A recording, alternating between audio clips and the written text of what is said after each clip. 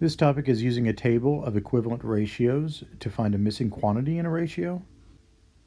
In our first example, A says customers of a certain credit card earn points for using the card. The table below shows the number of points earned for the amount spent.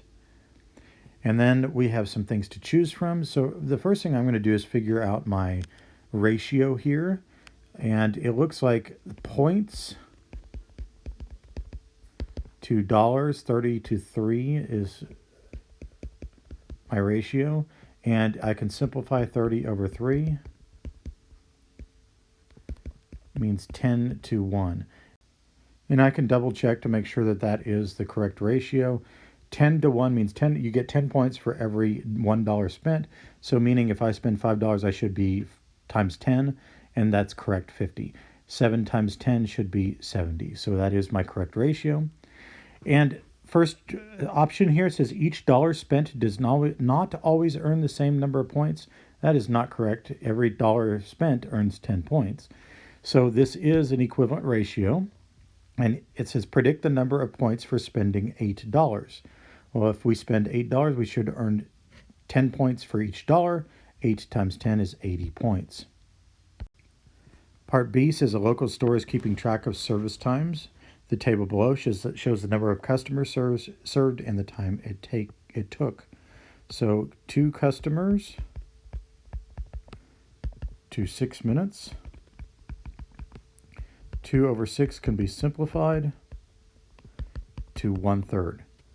So our ratio should be 1 customer takes 3 minutes. So we're going to check to make sure this really is equivalent.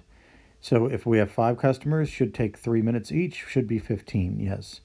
7 customers, 3 minutes each, should be 21, yes. So it does always take the same time to serve every customer. And if we spent 24 minutes, we need to divide by 3 to find out how many customers, which would be 8 customers. And one more example. A says Boris is deciding how many people to take to the movies. The table shows the cost for different size groups of people. We have 2 people, costs $10. That's 2 to 10.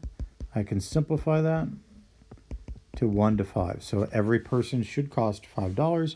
I'm going to check to make sure that's correct. That is 30. That is 35. So we do have an equivalent ratios here. So the cost of every person is always the same. And 9 people will be 9 times 5, which is $45. And our last part, a train travels from city A to city B. The table shows the distance and the amount of time it takes. So 14 kilometers takes 2 minutes. 14 to 2, can divide by 2 over 2, and that gives me 7 to 1. So it takes 7 kilometers per minute. So if I multiply 5 minutes times 7 kilometers, I should get 35, but I'm getting 30. And if I multiply 7 times 7 here, I should get 49, and yet I'm getting 42. So that tells me that the train does not go the same distance every minute, so it would be difficult for us to predict the amount of time it takes to travel 48 kilometers without knowing more information about its speed. And if you think actually about this, that is actually how a train would go in real life, because the first couple of minutes the train is getting up to speed, it's going to go slower. Then once it gets up to its full speed, it will end up going faster over the rest of its journey until it starts slowing down at the end of the journey.